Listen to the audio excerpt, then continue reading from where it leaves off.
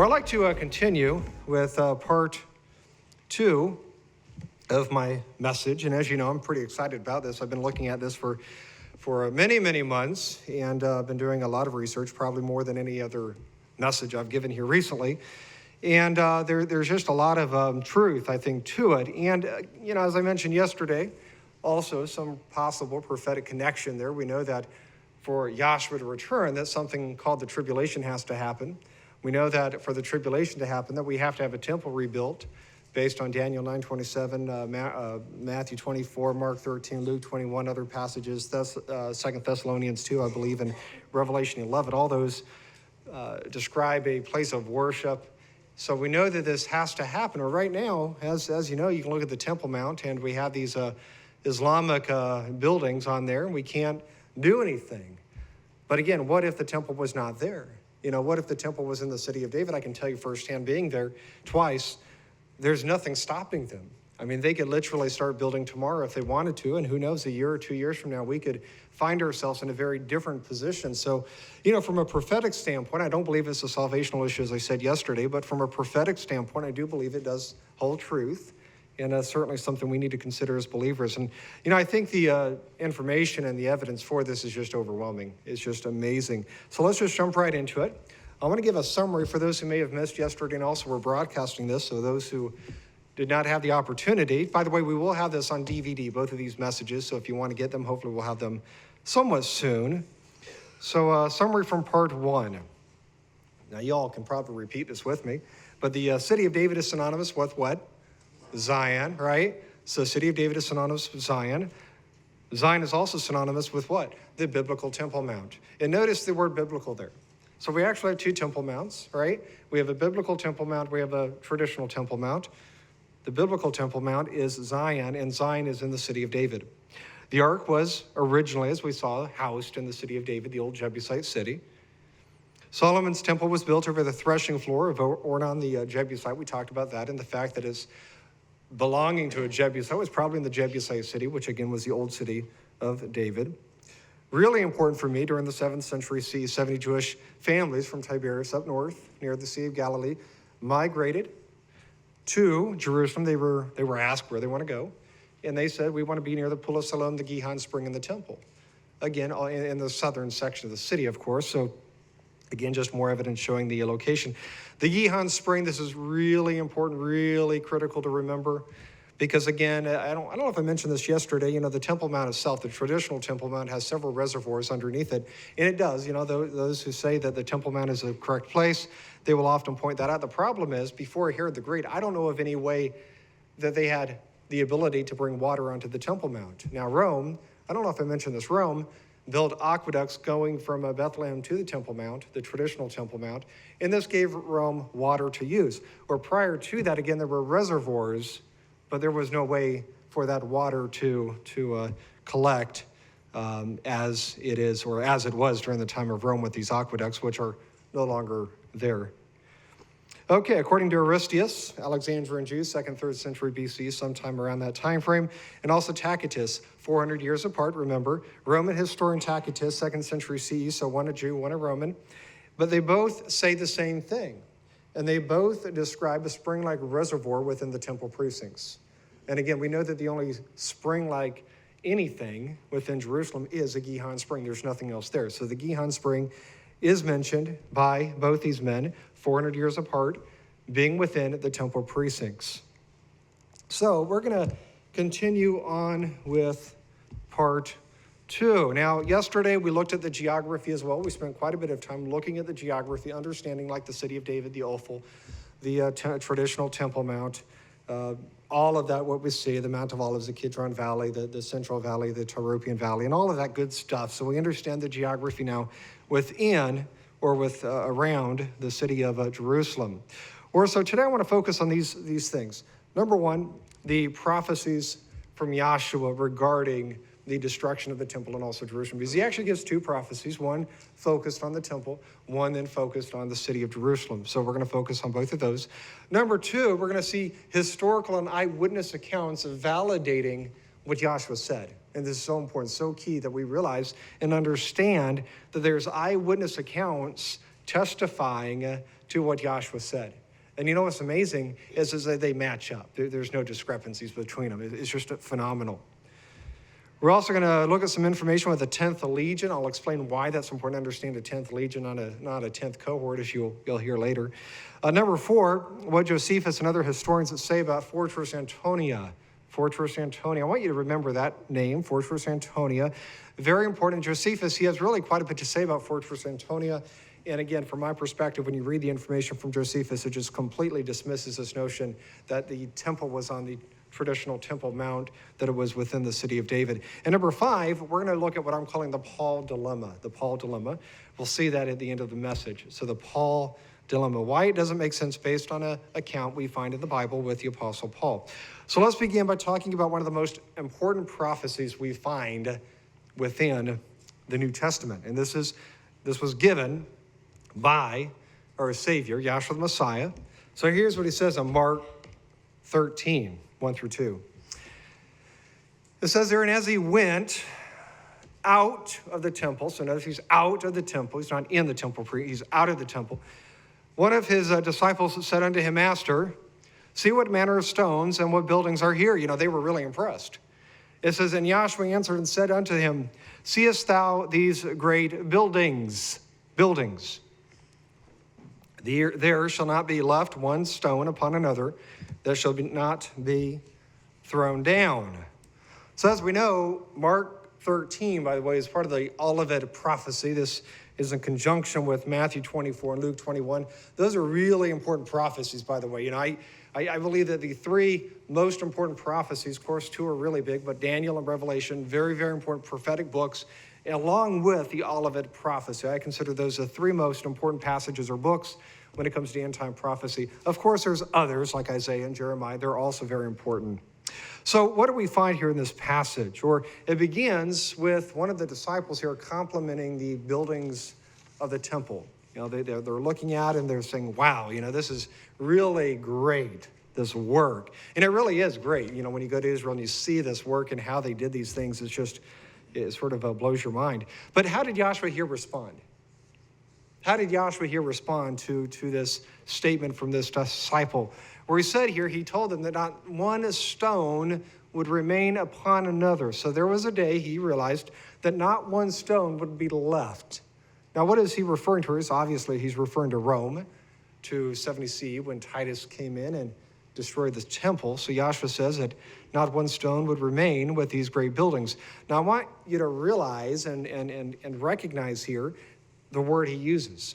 He uses the word buildings, plural, buildings, not one building, more than one building, buildings on the temple precinct or on the Temple Mount. So many who believe, and here's why I really emphasize that point, many who believe that the temple was located on the traditional Temple Mount will say that Joshua was referring to the inner sanctuary only, that he was not referring to the outer walls, because they have to say this because, as we're going to see, there's something called the Wailing Wall still remaining. Matter of fact, here's a picture of that Wailing Wall. It's all in gold there, gold border, you can see that.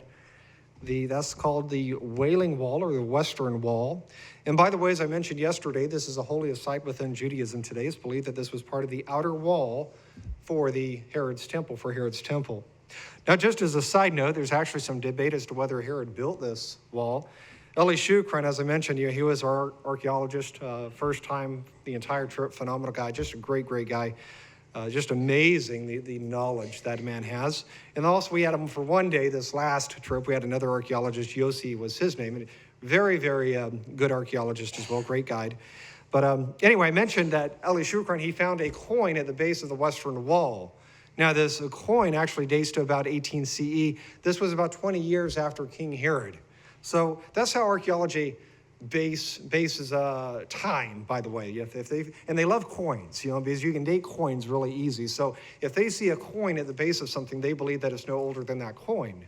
It's the same thing here. So this wall cannot go back further than this coin, which again was about 18 CE. So based on this wall, the Wailing Wall today, was likely not built by King Herod, but instead by Agrippa II, Herod's great-grandson. Now, that doesn't change this theory a whole lot, truthfully, because they'll simply say that they just continued building and that was a later addition. But is kind of a consider it a bonus. Consider it a bonus to understand that the Wailing Wall today, based on very modern archaeology, that it probably was not built by Herod, but by Agrippa II. Now, again, we see here from Joshua that he says something very important. He says here that, again, not one stone would remain upon another.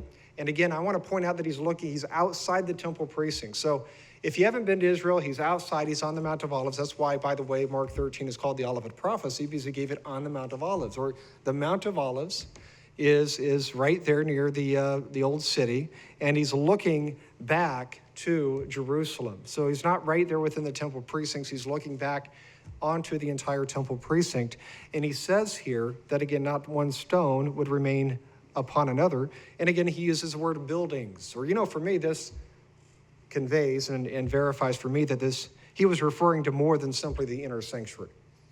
He was referring to much, much more than the inner sanctuary. Because he's outside, and he's looking back, and he says buildings. He's referring to the entire temple precincts, including the outer buildings and outer walls, as we find historically. So he says, not one stone would be left upon another, and this would include buildings. Or as you can see here from this photo from the slide, there's one wall very much remaining from this period. It's called, again, the Wailing Wall. And even though it was not part of, possibly built by Herod, we know that scholarship anyway says that this was part of the temple. Now, when you factor in everything Joshua said here, it's hard to believe that anything remaining from Herod's temple would be there. And yet, we can look at the traditional Temple Mount today, and what do we see? Where we see the foundation stones still remaining, right? The whole structure, we see the foundation stones still there. And then again, we see this large Wailing Wall, this western wall, again, still intact. So, when we look at the evidence, it doesn't fit. So based on this, now again, many will explain this away by simply saying that Joshua is referring to the inner sanctuary. That doesn't fit the context. So either Joshua was exaggerating here, or the Temple Mount, as they call it today, is in the wrong location. I tend to believe what Joshua said. If Joshua said something, I tend to believe what Joshua said, and I think we can make it fit eventually with the archaeology and with science behind it. And guess what? We're seeing that in the last 100 years, as we've talked about yesterday. They rediscovered the city of David. They didn't know where the city of David was, or the Gihon Spring, or they do now.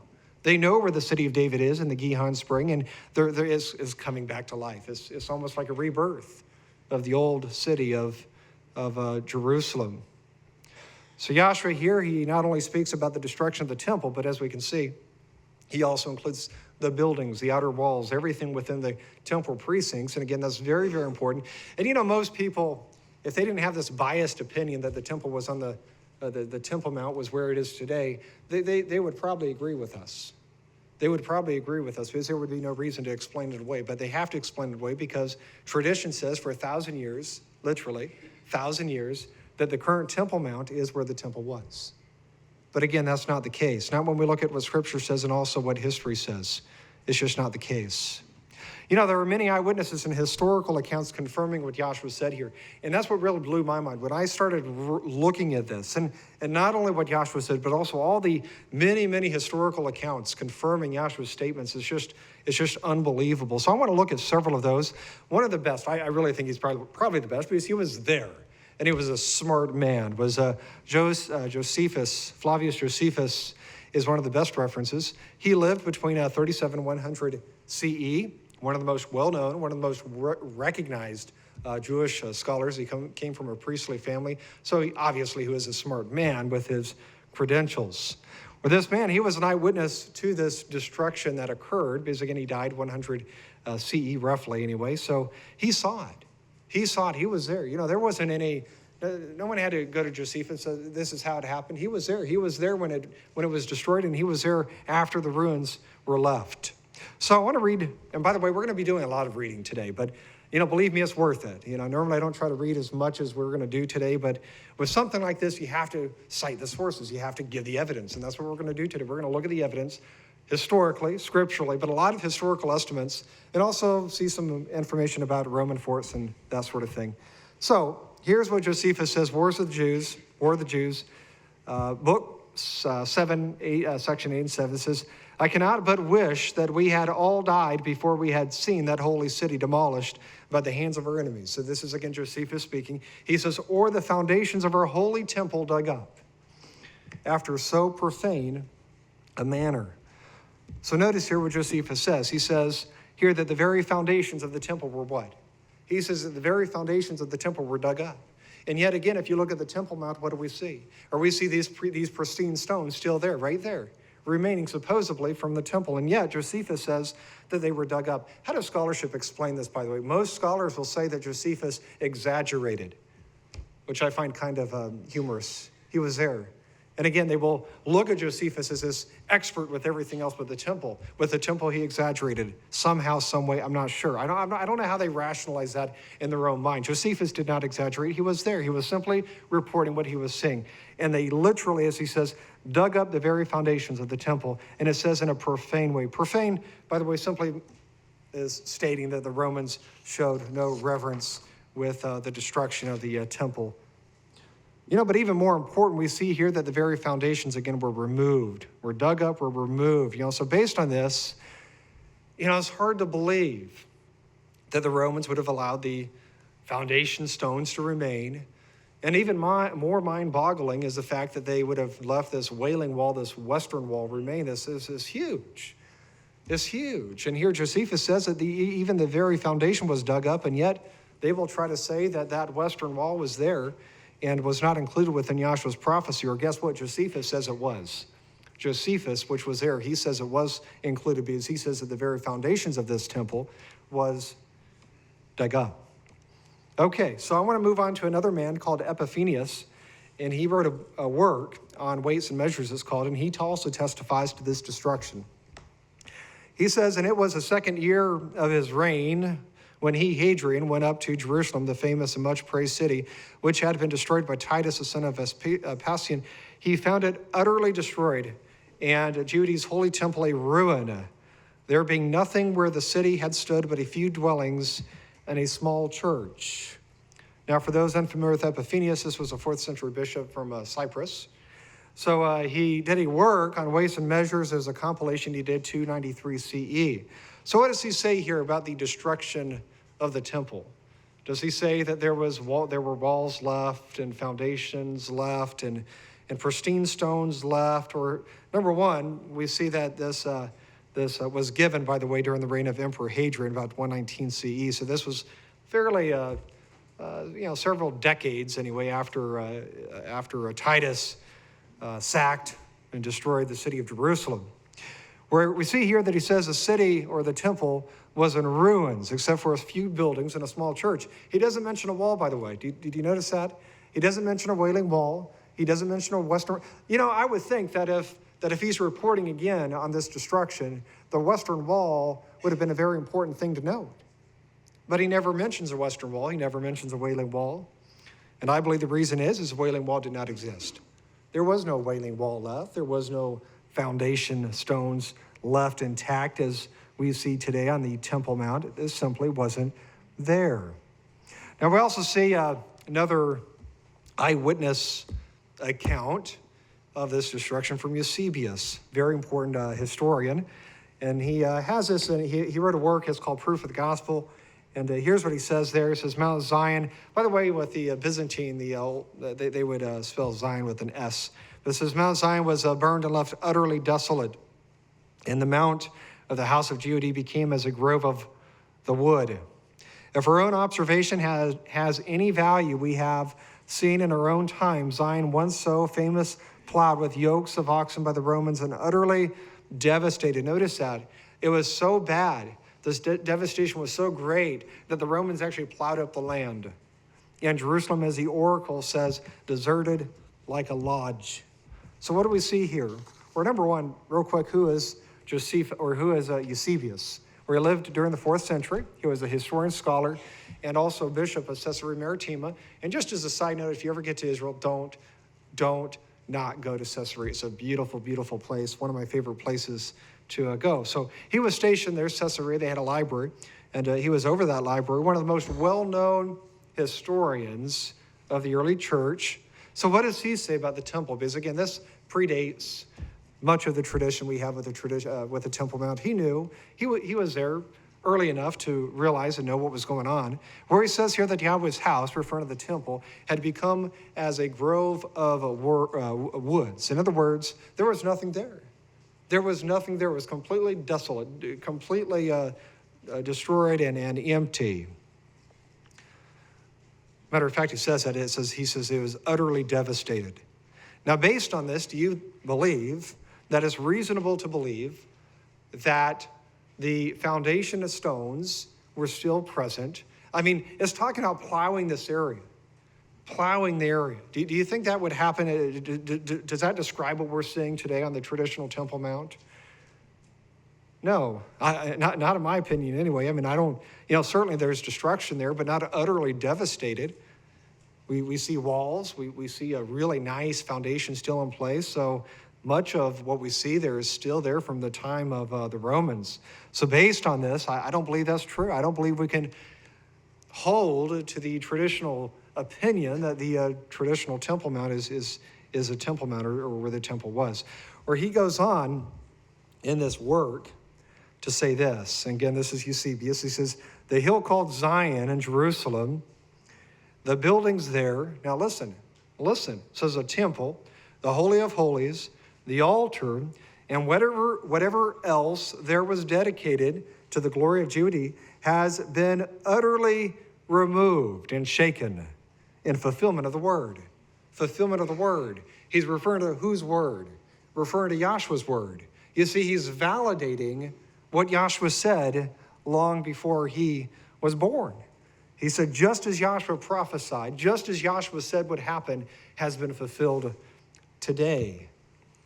So we see here that he says the temple and everything within it was utterly removed or shaken. Now notice what he says very specifically. He says a temple, right? He mentions the Holy of Holies. And he says anything that was dedicated to Yahweh's glory. Or, these outer walls, they were also dedicated to Yahweh's glory. Everything on that temple precinct was dedicated to Yahweh's glory.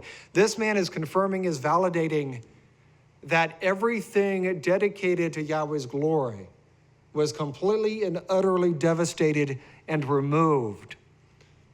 Based on this, again, is it reasonable to believe that the Wailing Wall, this massive wall there in the Temple Mount is part of this temple? I don't believe so. I believe based on Eusebius, he makes it very clear here that the temple was utterly, completely devastated, destroyed, and removed. And that included anything dedicated to the glory of Yahweh. And that would have included those outer walls. I want to look at one more example from Eusebius. Now listen to this. I mean, this really, when I read this, it's like, wow. It's just hard to believe how anybody could read this. Of course, I don't think many people do read this, but Eusebius says their ancient holy place, so this is the temple, right? That's their holy place, at any rate. And their temple are to this day as much destroyed as Sodom. Now, what a description. Think about that. Eusebius here compares the destruction of the temple to the devastation that Sodom and Gomorrah suffered during the Old Testament. During our last trip to the land of Israel, we had the chance to visit what many consider the ancient city of Gomorrah, the ancient site of Gomorrah. Now, this is not, I will say this, it's not recognized by everybody, but I tend to believe it was a site. Matter of fact, one of the things is right near Masada. So you go into this place, it looks like just as we would suspect, everything was burned. It's just ash. Matter of fact, if you want to see them, ask me sometime through this feast. I have an exhibit downstairs in my office. We also have some downstairs as well. But of sulfur balls, I found those, or some of those anyway. Picked them up right off the ground, right there in Gomorrah. And also there's just ash everywhere. And this ash, believe me, it's not dirt, it's ash. And I brought some petrified ash home. And so I have that if y'all are interested in seeing that, some sulfur balls and ash from the ancient site of Gomorrah. But anyway, it says right near the location of Masada. Of course, Masada was where the final holdout for the Jews when they all committed suicide right before the Romans got up there. But anyway, what's really intriguing, though, is in the Judean desert there, what's really intriguing is that you look down from Masada, you can see the Dead Sea, but you see this area where they believe Gomorrah's at, and there's nothing. And what's really intriguing is the color is different in Gomorrah as it is from the surrounding areas. You can see it, it's distinct. Again, it looks like this white ash, and everything else is brown, but again, brown and white ash, they don't look the same. So you can actually see there's something very distinct right there within that one area. So I believe it's probably the location of Gomorrah. Of course, we know that Sodom suffered the same fate as Gomorrah. Gomorrah suffered the same fate as Sodom. Here's a few pictures, by the way. That's the ancient city of Gomorrah, I believe. You can maybe sort of see some buildings and buildings there, how it might have looked. Or here's another. It was really amazing. We got to climb up all the way up to the top here. You can't stand at the very bottom or very top because you'll fall through. So you don't want to fall through that. But you can climb up to the edge. And this, I believe, is Elder Don Esposito holding this is a piece of petrified ash. And again, I have something like this down in my office. But that's what Gomorrah looks like today. So what does Eusebius again say here? He compares the destruction of Gomorrah, or to the temple, to that of Gomorrah, to that of Sodom.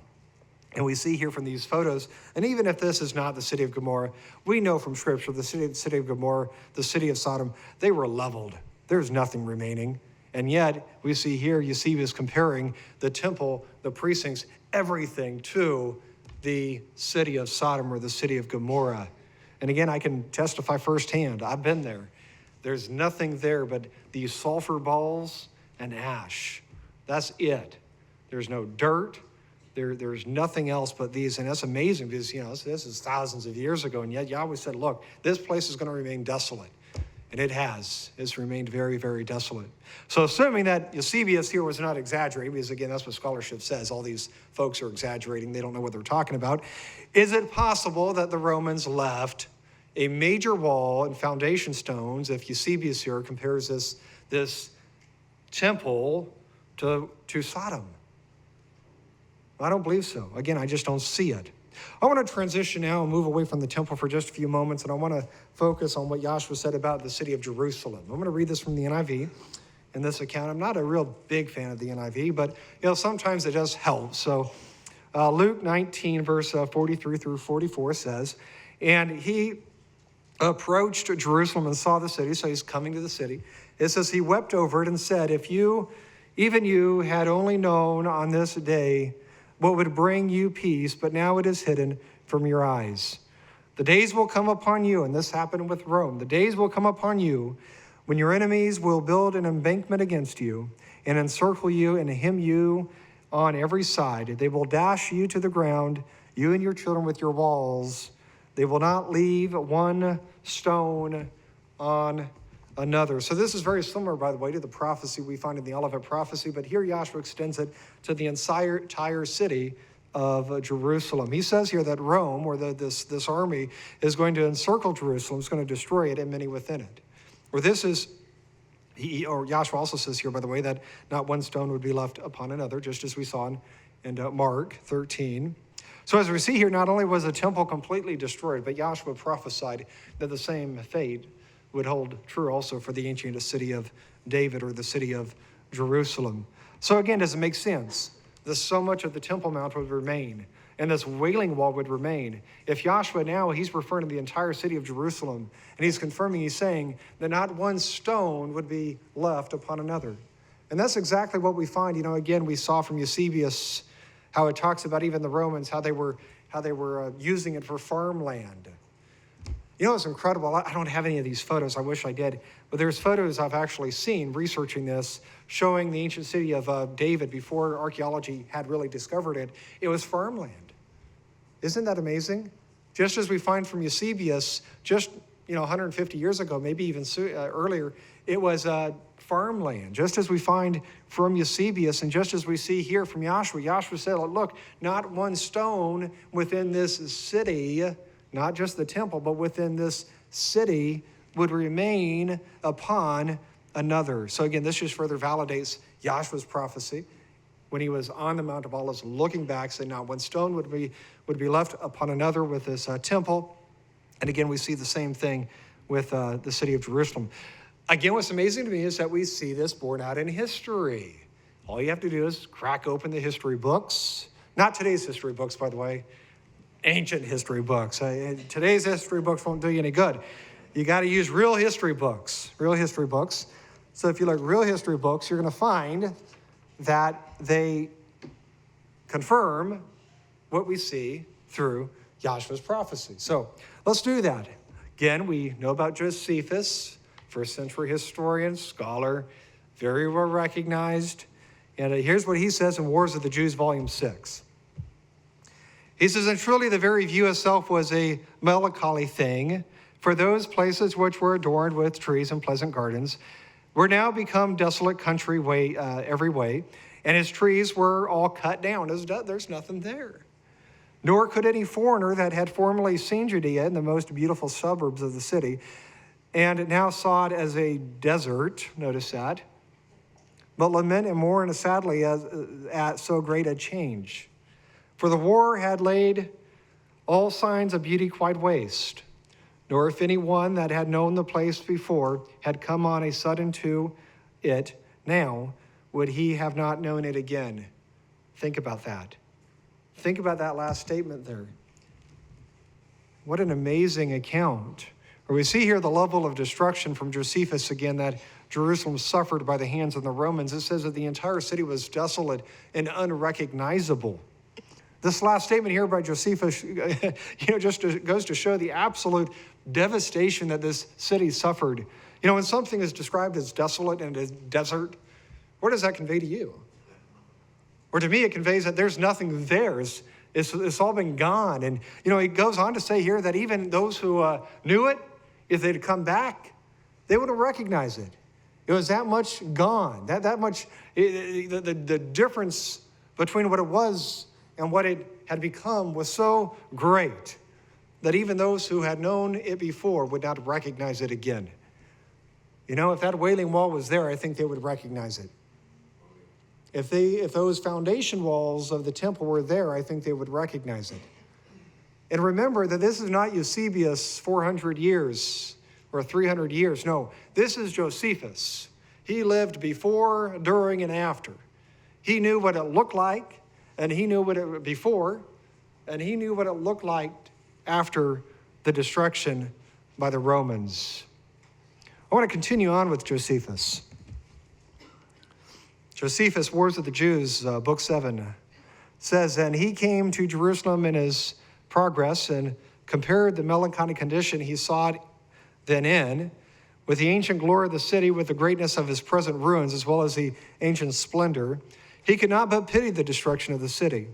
Yet there was no small quantity of the riches that had been in that city still found among the ruins, a great deal of which the Romans dug up. Notice that, they were digging it up. But the greatest part was discovered by those who were captives, and so they, the Romans, carried it away. I mean the gold and the silver and the rest of the most precious furniture which the Jews had, and which the owners had treasured up underground. So notice where they were putting their stuff, according to Josephus anyway. It says they were putting it underground against the uncertainties of war. So again, we see here that not only was the city of Jerusalem completely destroyed, but much of the city was literally dug up. And they used, by the way, the Jews to do this. Isn't that sad? They used the Jews to dig up their own treasure. You see, after Jerusalem fell to the Romans, the army began to look. They began looking for valuables. They wanted the gold and the silver and all those precious things that they knew were within this city.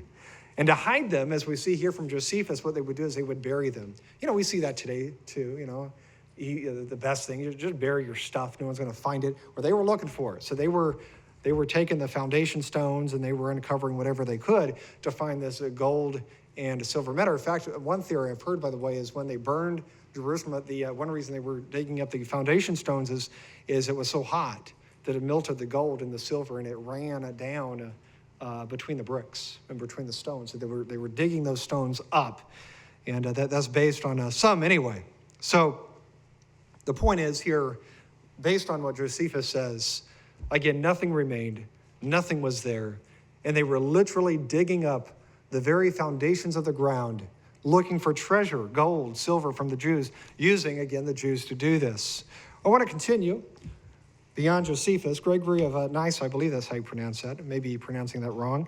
But he says this. He says, up to the time of the manifestation of Christ, the royal palaces in Jerusalem were in all their splendor. There was their far-famed temple. So again, we're speaking about the temple now. He says, but now no traces even of their temple can be recognized. Did you hear that? Temple, they can't recognize it. And their splendid city has been left in ruins, so that there remains to the Jews nothing of the ancient institutions, while by the command of those who rule over them, the very ground of Jerusalem, which they so venerated, is forbidden to. You see, they kicked the Jews out. The Jews really were kicked out of Jerusalem for about 1,000 years. That's a long time. 1,000 years, by the way, you lose things. And I believe this is what happened with the Temple Mount. They lost the location of the Temple Mount because they were literally gone for 1,000 years. And this, by the way, the whole theory, as I understand it, with the Temple Mount being the location of the temple, really began with the Crusaders. They came and they saw a church there, and they assumed that this was the place for the temple, and the theory started, and of course it is what it is today. Now, who is this Gregory? He's a 4th century bishop. He's also considered part of the Nicene Fathers, so again, a notable person, 4th century, so about 300 years afterwards. So what do we learn from this man? Where he says here that the temple was unrecognizable and the city was in ruins. And, let's just, look at this logically. If the temple is unrecognizable at this point, do you think the Wailing Wall is there? Do you think the foundation stones are there?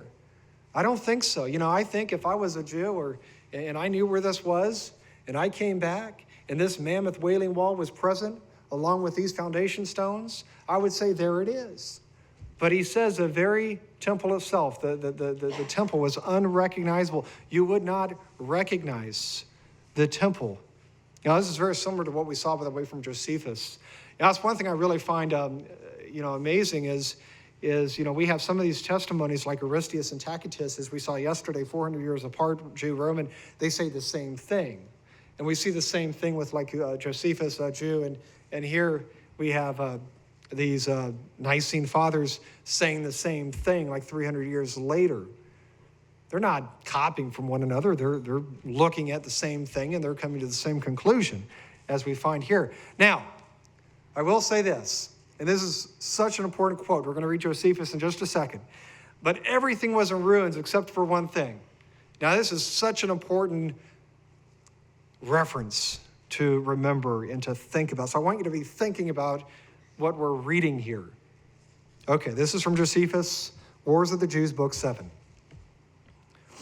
He says there, and where is now the great city, the metropolis of the Jewish nation, which was fortified by so many walls round about. So notice that, by the way, walls.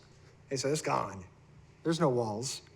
Which was fortified by so many walls round about, which had so many fortresses and large towers to defend it, which could hardly contain the instruments prepared for the war, and which had so many 10,000s of men to fight for it. Where is this city that was believed to have Geodes himself inhabiting therein? It is now demolished to the very foundations and hath nothing left, listen, but the monument. But that monument of it preserved, I mean the camp of those that hath destroyed it. Let that sink in for just a moment. Josephus says, again, that everything was gone, it was desolate, except for one monument. What was that one monument? Whereas we see here, that one monument was the camp of the Jew, or the camp of the Romans. It was the camp of the Romans. That was the only monument, according to Josephus, and he's an eyewitness. He saw this. He was there. He saw before, during, and after, and he said the only thing that was left was this monument. And then he says, yeah, that camp of the Romans. So what is he referring to here? He's referring, from a historical standpoint, he's referring to Fortress Antonia. Fortress Antonia was the Roman camp. That was the Roman camp. And nobody debates that, by the way. That is universally agreed upon by all scholars. Fortress Antonia was the Roman camp that was within the city of Jerusalem. And actually, to be real technical, they didn't consider it part of the city because it's sort of like today, if you have a consulate, it doesn't belong to us. It belongs to whatever that foreign nation entity that owns that. Same thing with the Romans. They're Roman force. I don't care where they were. That was Roman ground. That was Roman ground.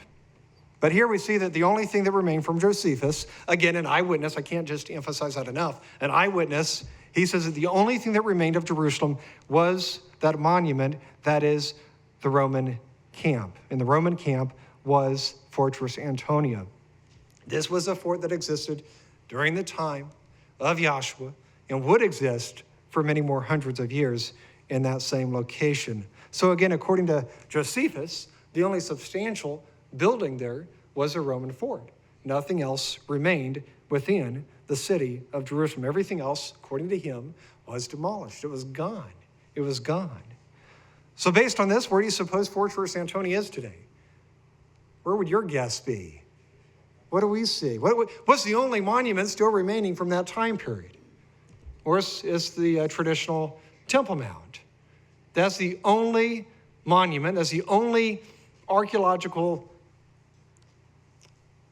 building, if you will, still remaining from the time of Rome.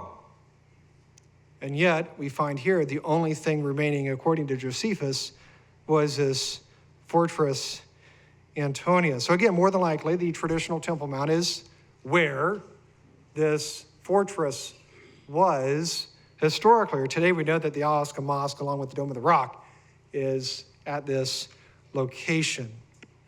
Again, this was the only monument that remained from the first century. Such an important point to remember. For me, this is a clincher. It really is. It's a clincher. Because from a history, we have Josephus, and again, many will say, this guy's just exaggerating. But I tend to believe it Josephus more than modern day scholars who want to rewrite history based on their own man-made tradition. So this would mean what? Or this would mean that the current Wailing Wall that we see today was originally part of a Roman fort. Think about the ramifications of that. Think about the fact that the Jews consider the holiest site in Judaism as a Roman fort. It's really sad in a lot of ways that they're praying to this Roman fort, in my opinion.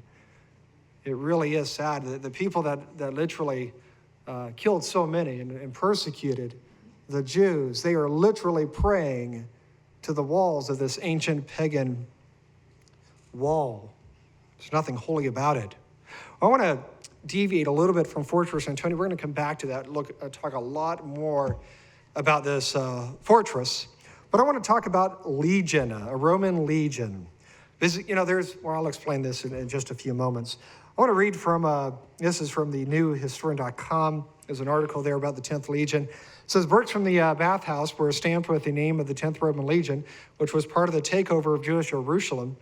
Soldiers were garrisoned there until 300 CE, the 10th Roman Legion, Legio Tenfrontensis. Legio, remember that, it's Latin, Legio.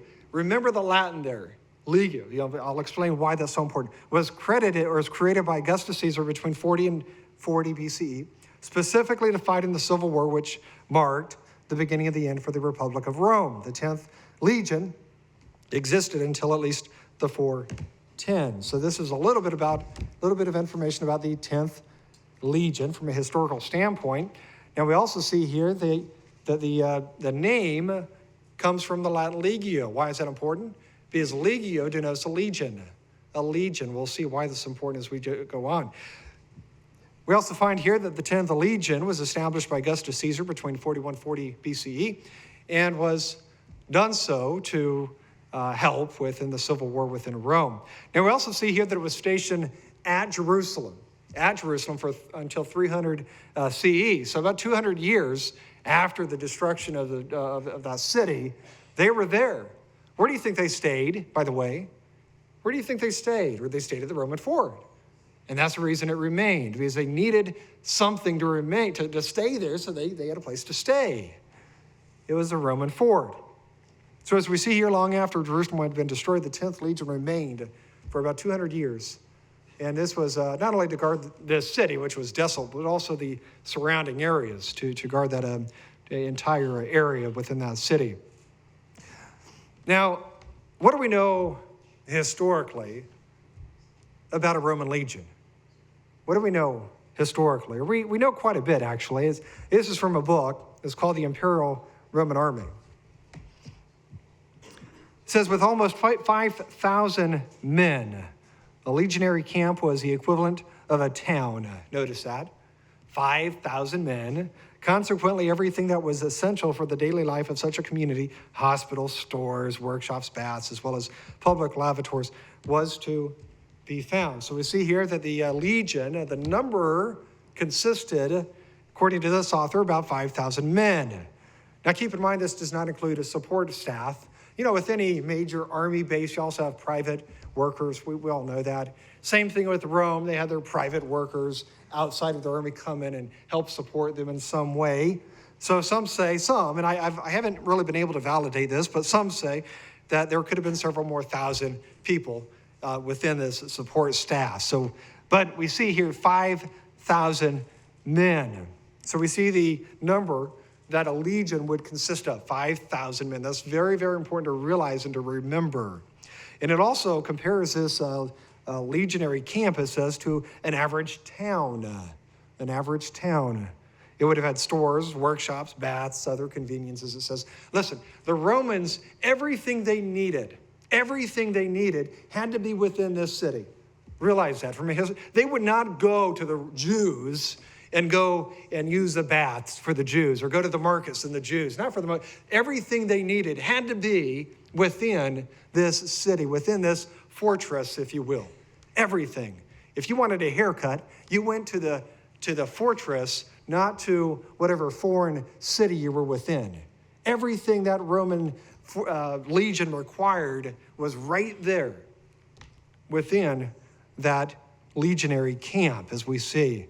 Now, we see a second witness to this from the Encyclopedia of Biblical, Theological, and Ecclesiastical Literature. I've had a lot of practice, by the way, over that years with that name. It's a really long name. It's a great reference, by the way.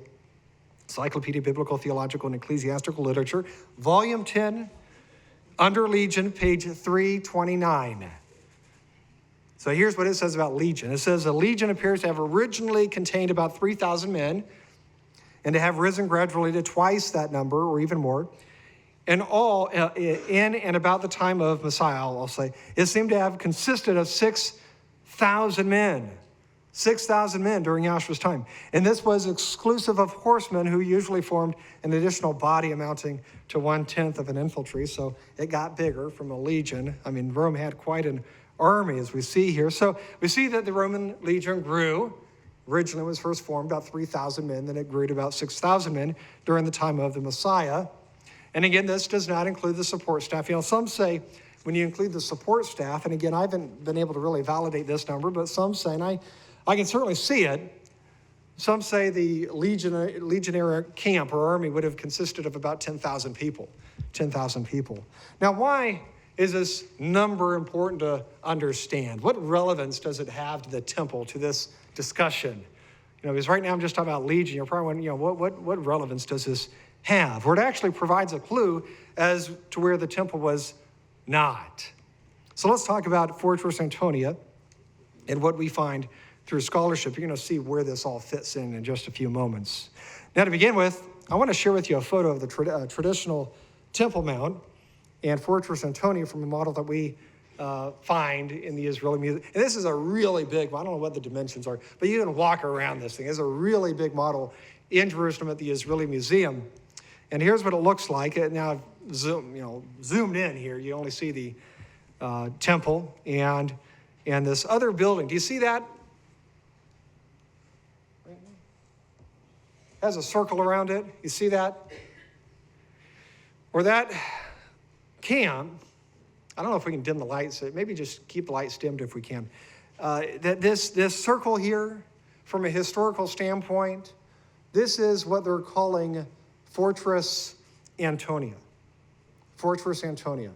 Do you see why that number, by the way, is important? Fortress. Now here, next to it, this is what they believe, anyway, the Temple Mount looked like. This is a traditional Temple Mount as we see today in the city of Jerusalem.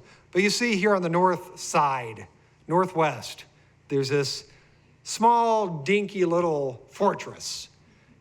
And supposedly, this is where the Romans had Fortress Antonia. Let me give you a little bit of background on this. This model was designed by Michael Avi Yonah. He's an Israeli historian, also geographer. Supposedly, he used a lot of Josephus to validate his claims. I'm not sure about that. And again, the circle here, as I mentioned, represents Fortress Antonia. And again, this is not a theory. This is what archaeologists, scholars say today. It represents Fortress Antonia. And by the way, just as a side note, you know what's amazing to me? When you do a Google search, I mean, you go to our library, try to find information about Fortress Antonia. It's almost non-existent. Scholarship recognizes, it's not that it's missing. They just don't know where to fit it in. So nobody talks about Fortress Antonia. Nobody. Now, the first thing, again, you notice is just how small this is in comparison to what we've been talking about. Again, Josephus talks about a city. A city was like these Roman forts and thousands of men. Or, at best, we might fit a few hundred men in this. So how do scholars explain this? How do you suppose scholars explain this? Or here's how scholars explain this. They say, well, the Roman 10th Legion, it wasn't a legion. That's not right. It was a cohort. Cohort is 10th of a legion. So instead of 6,000 men, you have 600 men. Or again, there's a few issues with this. Whereas we've already seen, the 10th Legion is not called a cohort. It's amazing. If you simply crack open the history books, those who speak about this stuff, that speak about the 10th Legion, it's never called a cohort. It's always called legio or legion. Legion. It's not a cohort. It's never called or designated as a cohort. This is something some people make up because they have to explain this small Fortress Antonia on the north side of the traditional Temple Mount. Again, the name 10th Legion comes from Latin, legio tenfrentensis. It means 10th Legion of the Strait is a legion. It's not a cohort. That's important to realize. Number two, as we've already talked about, Josephus, again, an eyewitness, he was there. He says that the Fortress Antonia was like a city. So based on this, I have a real hard time with this model. I have a real hard time believing that the structure we see here represents Fortress Antonia. So what does Josephus and others say about Fortress Antonia? I want to share a few excerpts, I should say, not experts. They are experts, but it's excerpts. And I'm going to do quite a bit of reading, so I ask you to bear with me. It's worth it. It really is worth it, all this reading, because without it, we're just not going to understand. And it's amazing the information that we find from Josephus and these other scholars. So we're going to start with Josephus. And here Josephus says, and this is in Antiquities of the Jews, it says, now on the north side, and he's referring to the temple, was built a citadel. By the way, that brackets, that's in the actual translations themselves of Josephus. I did not add that. Whose walls were square and strong and of extraordinary firmness. The citadel was built by the kings of the Hasmonean race, who were also high priests before Herod, and they called it the tower, in which were reposited the vestments of the high priest, which the high priest only put on at the time when he was to offer sacrifice. But for the tower itself, when Herod the king of the Jews had fortified it more firmly than before, in order to secure and guard the temple, he gratified Antonius, who was his friend, and the Roman ruler, and then gave it the name of the tower Antonia. That's where Fortress Antonia came from. So we see a few things here. Number one, Fortress Antonia was originally built by the Hasmoneans, also known by the ways of Maccabees. Hasmonean came about when the Seleucid Empire tried to suppress the Maccabees, the Jews, and the Jews revolted. They defeated the Seleucid Empire, and they then formed their own independent empire called the Hasmoneans at that point. So they built this area, and they called it, or later. It's called the tower originally, as we see here. And then King Herod comes along. He further fortifies this as he did.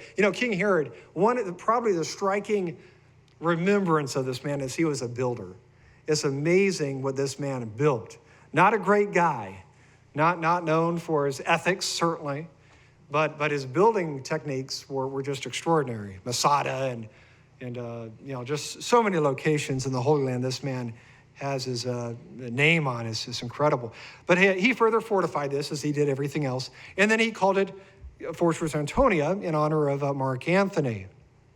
Now, one of the best descriptions of Fortress Antonia is from Josephus again, this time War of the Jews. So and this is a very long quote, but again, it's worth a read. So he begins by saying this, but as to the towers of Antonia, it was situated at the corner of two cloisters. Those brackets are mine. This covered bridges is all that is, cloisters, covered bridges, of the court of the temple, of that of the west and that of the north. It was erected upon a rock on 50 cubits in height and was of a great precipice. It was the work of King Herod, wherein he demonstrated his natural magnanimity. In the first place, the rock itself was covered over with smooth pieces of stone from its foundation from both ornament, and that any one who would either try to get up or to go down it might not be able to hold his feet upon it. Next to this, and before you come to the edifice of the tower itself, there was a wall 3 cubits high, but within that wall all the space of the tower of Antonia itself was built upon to the height of 40 cubits. Now, notice, by the way, that he covered this with these stones. That's what we see, I believe, when we walk on the Temple Mount, is these stones, because it was just basically a mountain there, and Herod, he built this mountain up with these stones, and they did that with most things. Or anyway, I won't get into all that. I could talk forever about Israel if you got me going, so I'm not going to get there, because it's such an incredible place, and there's so many incredible things to talk about, but I'm going to control myself and restrain myself as our Deacon Steve did that first night, and I'm going to continue reading. It says, the inward parts had the largeness and form of a palace, and it being parted into all kinds of rooms and other conveniences, such as courts and places for bathing and broad spaces for camps, insomuch that, listen, by having all conveniences that the cities wanted, it might seem to be composed of several cities. I mean, this is not a dinky little fort. This is massive, with everything you could ever need, it says.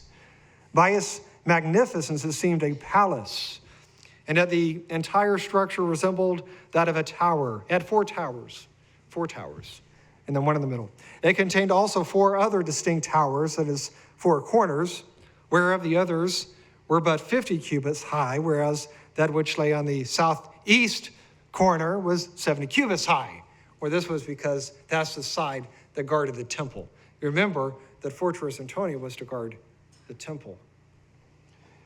That from thence the whole temple might be viewed. But as the corner were joined to the 2 cloisters, or those covered bridges of the temple, it had passages down to them both, through which guarded they, for there always lay in the tower a Roman legion. Notice that, a Roman legion was always in Fortress Antonia. Went several ways amongst the cloisters, so they could get to the temple and back. That's really what these cloisters were for. With their arms in order to watch the people, that they might not there attempt to make any invocation. Jews, they were kind of restless, and they knew that, so that's why they did this. It says, for the temple was a fortress that guarded the city, as was the tower of Antonia, a guard to the temple. And in that tower were the guards of those 3. There was also a particular fortress belonging to the upper city, which was Herod's palace, but for the hill Bethsaida, it was divided from the tower Antonia, as we have already told you. And as that hill on which the tower of Antonia stood was the highest of these 3, so did it adjoin to the new city, and was the only place that hindered the sight of the temple on the north. So it was it joined the upper city on the western side of Jerusalem as it is today. Now, before we get into this, I want to read just a few more references. Next one is from a book entitled The Ancient Roman City, page 250. It says, in an army legion, pitching a permanent or semi-permanent camp needed an orderly layout of streets, barracks, chapels, parade grounds, officers' quarters, and a sturdy defensive wall. A standardized plan permitted soldiers to feel securely oriented within camps built at very specific or at very different locations. Indeed, Ploebus wrote that the legionary camps he knew in the 2nd century BC were similar to cities. So Josephus doesn't only mention this. We also see a reference here. Now, one more reference here. This is from Jerusalem Temple Mount myth. It says, now it so happened that this fight was this is speaking now about the fight between the Jews and the Romans. It says, for the most part, a stationary one, wherein the soldiers went on and came back in a short space, and suddenly, for there was no space of ground. The italicized words should say only a stade's distance, meaning 600 feet, for either of their flights or pursuits. And thus, again, that is from Josephus, that quote there. It says, this critical description deliberately mistranslated by traditionalist translators has caused non-Greek reading scholars to interpret other descriptions of Josephus to mean Fort Antonia stood flush.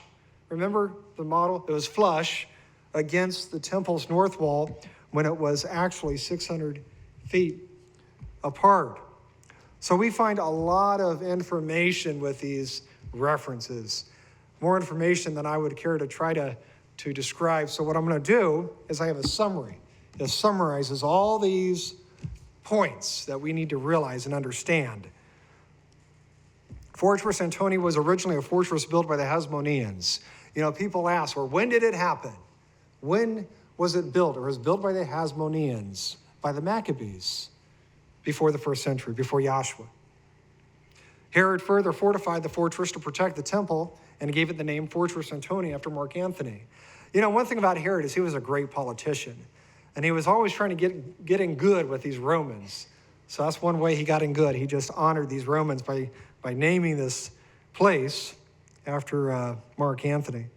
The temple and Fort Antonia, Fortress Antonia, were approximately 600 feet apart, connected by 2 cloisters. Again, we saw that in Josephus. He speaks of the 2 cloisters, or the 2 bridges that connected the temple with Fortress Antonia. But it says here that they were 600 feet apart. It contained all conveniences, including courts, palaces for bathing, broad places for camps. I mean, these were really large. I mean, 6,000, 7,000, 8,000 men. You need a really large camp. And again, these were Romans. These weren't Jews. They would not go with the Jews. They wanted their own place. They wanted their own shops. They wanted their own conveniences. Whatever they needed, it was, again, within this camp. It was similar to an actual city. It had 4 distinct towers at its 4 corners, measuring 50 cubits, that's 75 feet high, except for the southeast corner, which measured, it says 70 cubits, it's 105 feet high. And again, what do you suppose that was? It was to guard the temple. It was to guard the temple because it sat right there and it looked down on the temple. So anything that occurred on the temple, or any revolts or anything like that, they could quickly get down there. It contained a Roman legion, Legio Tenensis, approximately 6,000 military men. As the temple was to guard Jerusalem, Fortress Antonia was to guard the temple. So the temple stood in a place. Again, we saw yesterday, you had the Akra, the Ophel, and again, you have the Temple Mount, the 3rd largest hill. The Ophel, or the Akra, is the city of David. The Ophel is where the temple was. The temple looked down upon the Akra. And I won't get into all this, but actually there's support, or, I won't get into it. It's too much. It's too much. Stop. Okay. As we also see here, Fortress Antonia was located on the 3rd largest hill. So if you look at Jerusalem today, the city of David, and that's why yesterday's message was so important, because we need to understand the city of David from an ancient standpoint, where it was and where it is in relation to this Temple Mount. Or the Temple Mount, if you go to Jerusalem today, that is the 3rd largest hill on the eastern side. There is no hill larger within Jerusalem. So it says here that it was on the 3rd largest hill. From the north, and this is really important, from the north, Fortress Antonia obscured or blocked the view of the temple. Now, I want to show you a model or an illustration illustrating these points. So this is Fortress Antonia. And again, this is an illustration. It may have looked a little bit different, or maybe a lot different in some ways, but I think it certainly resembled this in structure. So there's Fortress Antonia. Of course, that's where the temple is. Can you see all that? Temple, Fortress Antonia there. Now the highest, you can see this from this illustration, the highest hill is this where the Temple Mount, or the traditional Temple Mount, is today. And again, Josephus says this is where Fortress Antonia was. It was on the highest of the three hills, the Akra, the Ophel, and then this last hill. You see the guard there, that 75 cubits, 105 feet to guard the temple. They had to get it up higher. There's the two bridges, the cloisters connecting the fort with the temple. Again, according to Josephus, it was a stay distance of 600 feet apart. And here, this is really important, because again, Josephus says that when you were coming from the north, and here, this is the north side. So there's the temple, there's the north side. So it says, as you're walking to Jerusalem, the fort would obscure the view of the temple. Because you can see why. From this, you can see why. You can see why Fortress Antonia would have obscured the view of the temple. Now, there's a few obvious problems after reviewing all of this information I want to share with you. 3 obvious problems with the traditional Temple Mount, and again, this illustration of Fortress Antonia. Number 1 is much, much, much too small for the number of troops within a Roman legion. Number 2, the southeast corner is the same size as the other towers. You see that? See this? Same size. And yet Josephus clearly says one is taller than the others. 75 feet for the 3, 105 feet for the last, the southeast corner. That southeast corner, it's the same size. And again, no bridges or distance between Fortress Antonia and the Temple Mount. They are flush. They are flush. And yet, Josephus says that there was a stay distance connected with 2 cloisters or 2 covered bridges. So none of that makes sense based on what we find through history. And that's why I believe 99.9% that today's traditional Temple Mount is Fortress Antonia. And the city of David, the Ophel area, is where the temple stood, Solomon's temple and Herod's temple after that. Now, there's something else I want to talk, before we do that, I want to talk a little bit about the dimensions and also give you a few, I know we're late and I do apologize. I did warn you in advance, so Temple Mount dimensions. So here's a Temple Mount. I'm going to read this as a trapezoid shape platform measuring 480, it's 601 on one side, 1541 feet on the other, 1033 feet on the north, and 280 feet on the west. So or south, I should say. So we see here in all is about 37 acres. That's a big area, 37 acres. By the way, the city of David is 12 acres. So the city of David was much smaller in size than Fortress Antonia. Now, what's really amazing to me is how the traditional Temple Mount conforms to depictions and archaeological finds of ancient Roman forts. Let's look at just a few examples. So, by the way, it's from Ancient History Encyclopedia. It talks about a typical Roman fort. I want to just read this real quick. It says, a plan of the layout of a typical Roman fort. Buildings included barracks, accommodations for the commanding officer, granaries, workshops, a hospital, cistern, and in the case of larger forts, a number of shops, markets, Roman baths, large central buildings in the Principia, I'm not sure if I pronounce it right, where assemblies were held, the legions' standards were kept, as well as arsenal and offices. So, it literally contained everything within these Roman forts, and you can see the structure there. So here's a Roman fort in Wells. This is about 75 seas, 50 acres in size. It accompanied the second Roman legion, about 5,500 troops. Now notice the size of this. Here's like an amphitheater. I mean, these amphitheaters are big, but notice how small that amphitheater is to this Roman fort. Does that look like what we see at the Israeli Museum today? No. Does it look like what we see today on the traditional Temple Mount today? Absolutely. Absolutely. Even, now this is a little bit more square, somewhere a little bit more square. This is still a rectangle. It's not a complete square. That's how Roman forts were laid out. Well, let's look at another example. This is Germany, 80 CE, 59 acres, possibly occupied by the 19th Legion. And again, you see all these barracks. I mean, you see this, all these barracks all around here. And then the center, this was called the Praetorium. I believe this is actually where the Dome of the Rock is today, that rock there. This is where they would grill their criminals. And I believe this is where they took Yahshua. They probably took him, and probably may have stood on that rock that's under the Dome of the Rock. It's hard to prove that for sure, but it certainly makes sense when you look at it historically and you understand the structure of a Roman legion.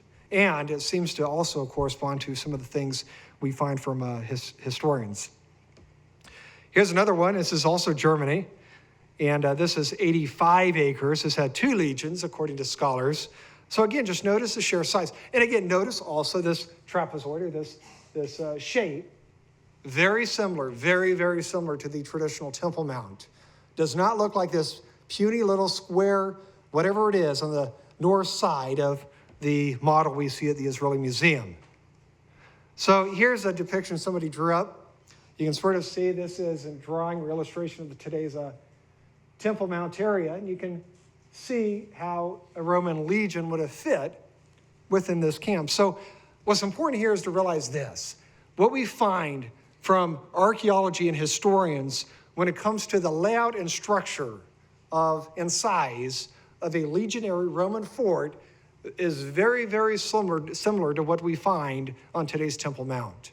So again, it's just one more piece of information, I believe, showing evidence that what we see today on the traditional Temple Mount was not the temple, had nothing to do with the temple. What it was is a Roman fort that occupied that territory to guard the temple that sat on the southern end of the city. And again, as I said yesterday in the message, all we have to do is read Scripture. The Scripture says that the city of David is Zion. And we know Zion is where the temple was. And we know that the city of David, we know where that's at now, not 100 years ago, but we do now. Okay, I want to move on. Last thing. Boy, you guys have been really good. Last thing. I'm going to talk about the Paul dilemma. I don't know what others call this. I like the Paul dilemma. Acts 23, verse 10, and also verse 23. It says, the dispute became so violent that the commander was, so a violent dispute arose in the temple here with Paul. Commander was afraid Paul would be torn in pieces by them. He ordered the troops to go down and take him away from them by force and bring him into the barrack. And he called 2 of his centurions and ordered them, get ready for a detachment of 200 soldiers, 70 horsemen, and 200 spearmen. Did you see that? All those folks? To go to Caesarea at 9 tonight. So we see here that because of an issue Paul somewhat caused, that the Romans, they came down and they took Paul from the temple up to, it says, a barracks, or this was Fortress Antonia. Later on, we see in this passage that 470 men would leave that night to escort Paul from Jerusalem to Caesarea Maritima, where he was, by the way, imprisoned for 2 years after that before being taken to Rome. Now, I want to point out 2 things here. Number 1, it says that the soldiers came down from the barracks. They came down from the barracks. Now, remember, I don't have it up here, but you've seen it enough. This level, with the Israeli Museum model, is a level. The fortress is level with the Temple Mount. There's no coming down from Fortress Antonia to the Temple Mount with the model we have at the Israeli Museum. And yet, Scripture says that they came down from the barracks or from the fort to fetch Paul to bring him back up. So again, that's one inconsistency, see, here. Remember that Josephus again says that the Roman fort was built on the 3rd highest hill. As we saw in my last message, and maybe I'll just show that. real quickly here, again, this is the Akra. This is the city of David, 12 acres, the Gihon Spring, the Ophel, and the Temple Mount, about 36 acres in size. Now, the other issue is this, the numbers. The numbers don't add up. We see here the 200 soldiers, 70 horsemen, 200 spearmen escorted Paul from Jerusalem to Caesarea, 470 men. Now, just consider this for just a moment. Let's use what scholars say. They say that there was a cohort of troops, 600 troops. So what would that look like? We're 600 troops, and you give 470 of these troops to take one man to Caesarea. I forgot this. So in case you can't do your math like I can't do it either. 78%. That's 78% of the troops. Do you think the Roman army is going to give 78% of their troops to escort one man to Jerusalem to Caesarea? I don't see it, especially as unpredictable as the Jews were. They're not going to give 78% of their troops for one man. They're not going to give their entire army to escort one man to Caesarea. It's just not going to happen. It's not reasonable. Now, for those who still believe that the Temple Mount is where the temple was, I'm going to ask you a series of questions. Okay. So how do you explain the biblical connection between the city of David and Zion and the location of the temple? We saw that yesterday. How do you explain the lack of water in the traditional Temple Mount? How do you explain the eyewitness accounts of a spring-like reservoir gushing up from within the temple? How do you explain the 70 Jewish families wanting to be near the temple in the southern section of the city near the Pool of Siloam? In light of Yahshua's prophecies and historical accounts, how do you explain the remaining foundation walls around the traditional Temple Mount and the Wailing Wall? How do you explain the following eyewitness accounts from Josephus, the Jewish historian?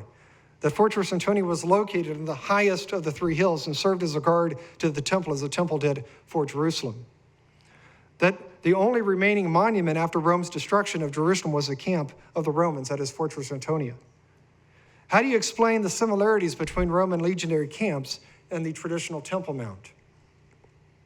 How do you explain the discrepancies between the model of Fortress Antonia at the Israeli Museum and the historical accounts, including that from the north, Fortress Antonia dominated and obscured the view of the temple? A 5,000 to 6,000 Roman legion being stationed within an area that could fit no more than a few hundred soldiers. Fortress Antonia resembling a city with every convenience. The two missing 600-foot covered bridges between Fortress Antonia and the temple. If Rome had only 600 men stationed at Jerusalem, how do you explain their assigning of 470 men, or 78% of their army, to escort Paul, one man, from Jerusalem to Caesarea? Or as I believe, as I can see, and I think many of you can see, the evidence for the temple being located within the city of David and Fortress Antonia on the Temple Mount is really just overwhelming.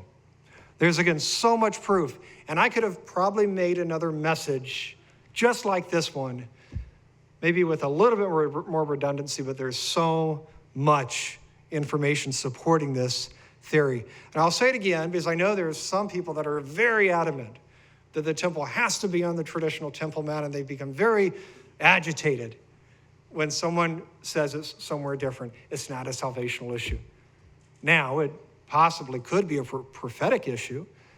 Again, if the Jews would ever recognize this fact, and I think it's possible if they would find something in the city of David that was so overwhelming, and they would have to recognize it. Maybe they would.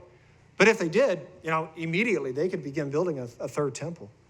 And immediately, within a year, 2 years, who knows, we could find ourselves in the Great Tribulation. So it is important from a prophetic standpoint, I do believe. And they may build it right there on the traditional Temple Mount. I'm not sure where they're going to build it. But I believe I know where the original temple was located.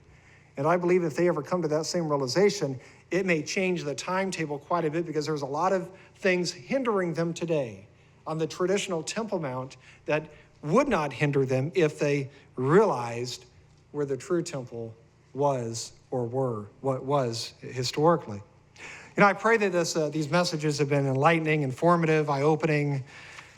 I pray also that as we go through this feast, that you're blessed, that you enjoy this feast.